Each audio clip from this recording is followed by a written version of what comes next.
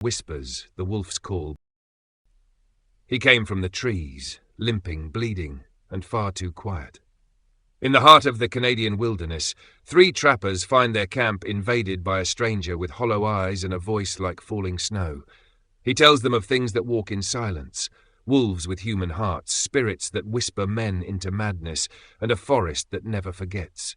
But by the time they realize what he truly is, it's already too late. A bone-deep tale of survival, folklore, and something ancient that hunts in the dark. Whispers, the Wolf's Call, by Barrel Coops. The forest held its breath that night. Only the fire spoke, its crackle soft and steady, while the low murmur of voices circled with the tin flask they passed, hand to hand. The laughter from earlier had long since thinned, drifting off with the smoke into the frozen stillness above. Now they listened, to the hiss of grease spitting in the pan, the hush of wind weaving through spruce boughs, and the brittle patter of snow settling deeper into the earth's silence. It was the youngest who caught it first. A tilt of the head, a twitch in the shoulders, his fingers tightening around the cold wood of his musket. "Hold," he breathed. The others turned as one, quiet and coiled. From the shadows between cedar and pine, a figure stepped into view. He moved as if the forest had grown him, tall and lean, wrapped in a weathered buckskin coat. A thick beard crusted with frost clung to his face, and his right leg dragged behind him, lashed in birch bark and leather bindings. He looked like something the woods had forgotten to let go of, carved from bark and sinew, eyes pale as river mist, unreadable as the sky before snow. He raised a hand in greeting, palm out. "I mean no harm," he said, his voice rough with wind and age. "Took a fall from a ridge up north, was tracking a buck, got careless." The eldest trapper took a step forward, rifle raised but not aimed. "Let's see that leg, old-timer." The stranger lowered himself with a grimace, careful not to crumple. As he knelt, firelight caught the wound, a torn gash along the thigh, dirt-caked and raw, where muscle showed through like red rope. One of the men fetched clean cloth and a tin of pine salve. Another poured something hot and sharp into a dented tin cup. "You're lucky we were here," said the one binding the wound. "Another night out there, wolves would have had you for supper." The old man gave a dry chuckle. They'd crack their teeth on this hide before they got a bite down. He accepted the cup with a grateful nod and took a slow sip, wincing as the warm warmth bit its way down his throat. Then, with a sigh, he eased back against the moss-cloaked log and fished a battered pipe from the folds of his coat. A flick of flint, a spark, and smoke curled upward in a lazy spiral, hanging above the fire like something between memory and mist. "Got a name, old man?" the youngest asked, voice cautious but curious. "Macquanodon," came the reply after a pause. "Bearwind. That ain't no settler name." "No," Macquanodon said, eyes narrowed through the pipe smoke. "It was given to me, by the ones who found me after I'd survived 2 winters out here alone." The men exchanged glances, uncertain, a little unsettled. "You're saying you lived through that, all of it? Alone?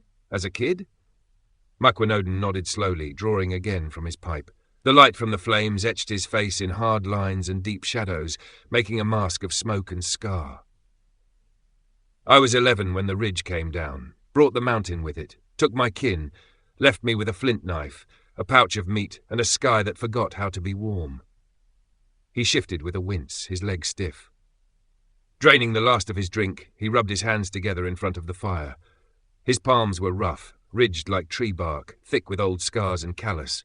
The eldest camper leaned forward, brow furrowed. "So tell it then. How long you been out here? What's your story?" Macquanodon tapped the edge of his pipe on a log and blew out the last of the smoke. "You want my story? Then make sure your bellies are full and your nerves are stronger than your coffee. This forest, it don't whisper bedtime tales. It tells the truth, and it don't give a damn if the ending makes you sleep easy." He let that hang in the air a moment, then looked each man in the eye. "So, listen close, and don't interrupt."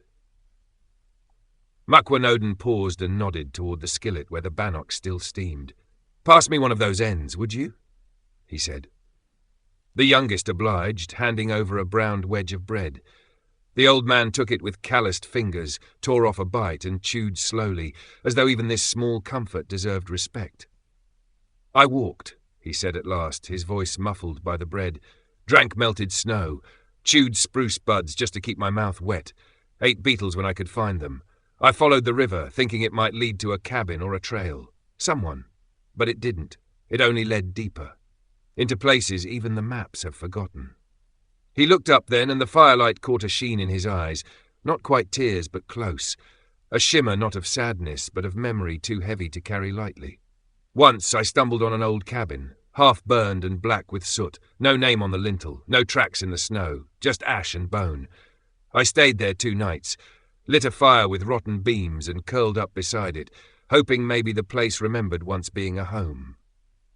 He let that hang in the air a moment, then went on. Eventually, I carved a bow from a young sapling, strung it with sinew I scraped off a frozen deer carcass. Took me weeks to hit anything. First time I cooked meat again, I wept. Didn't even know I had it in me anymore, the crying. By now, his voice had dropped to something quieter, more reverent than tired.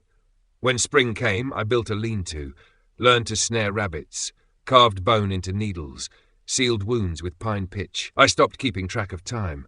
My voice, when I used it, sounded like it belonged to someone I'd met long ago and mostly forgotten. He puffed his pipe once more, then knocked the bowl clean with a practiced tap. Silence settled again until he stirred. I didn't see another soul for 2 winters, he said finally. Just the snow, the trees, and the wind, whispering things I wasn't ready to understand. He reached for the flask and took a swig, then passed it along. As it changed hands, the forest seemed to lean in closer, the darkness just beyond the firelight thickening like breath drawn in. The flames snapped. The story had only just begun. The fire had burned low now, its light no longer dancing but pulsing, a slow ember glow that painted the trappers' faces in shades of rust and shadow. Above them, pine smoke drifted into a sky smeared with stars. The cold had settled deeper, sinking past coats and flesh and into the bones, a silent warning that the forest was wide and they were small. Macquanoden hadn't spoken in a long while. He sat motionless, his pipe forgotten at his side, eyes fixed on the fire as if he could read its memory. One of the men shifted on the log bench, the movement stiff with cold. The youngest rubbed at his arms. "You said someone found you?"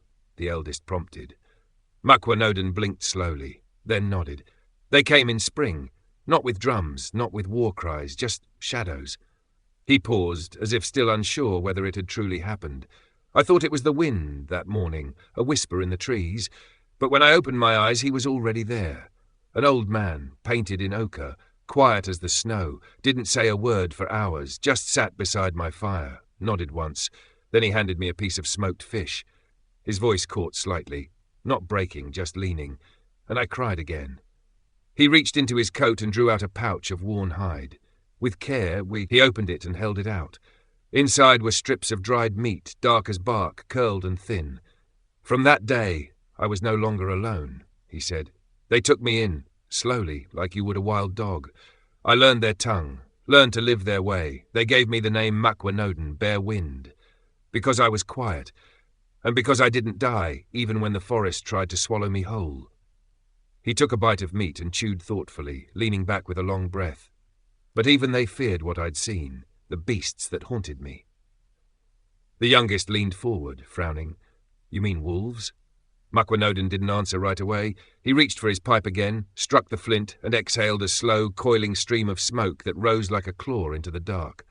"Wolves, yes," he said at last, "but not the kind that chase deer and shy from fire.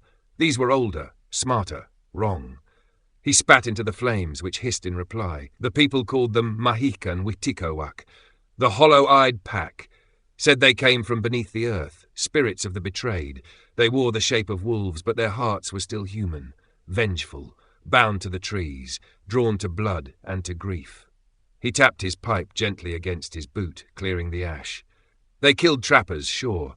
I found what was left. Too many bones, not enough blood. No drag marks, no signs of a fight, just gear scattered like it had been dropped, as if the men walked out into the snow and never came back. He looked up slowly. They said those wolves could whisper, speak to the dying, to the lonely, make them come willingly. Now the trappers were silent, their bodies stiff, their breath shallow. Macquanoden's voice dropped again. I saw them once more. The winter I turned 18, I'd gone upriver with 2 hunters. We heard nothing, no tracks, no game. The woods were too quiet. On the 3rd night, one of them vanished. Just gone. No sign. The other went out to piss and never returned. He stared into the fire. I waited in the cold alone for hours, and then I saw them. 3 shapes standing at the edge of the trees, big, wrong. Their eyes weren't glowing. They were dull, dead. I ran, didn't stop until the river swallowed me whole. His voice trembled, low and hoarse now. Woke up in a sweat lodge, half frozen, half mad. He said no more, just sat staring into the fire. Then came the sound. A howl, long and deep, too deep. Not one wolf, many. It rolled through the trees like wind through a hollow bone. The youngest trapper stood sharply, musket raised halfway to his shoulder. The others turned, scanning the darkness. Another sound followed, but not from the woods. From behind them, they spun. The log was empty. Makwanodin was gone. No blood, no tracks, no sound. Only the crackle of the fire and a faint curl of smoke rising from the pipe he'd left resting on the moss. The youngest looked toward the trees, then toward the darkness behind them. And then, far too late, he understood. No man with a wound like that could vanish without a trace. And in the snow, not a single mark. Only the whispering wind remained. This story was written and produced by Barrel Coops. If you enjoyed Whispers the Wolf's Call, please give it a thumbs up. It really helps others find the story. And don't forget to subscribe to the channel so you don't miss future releases.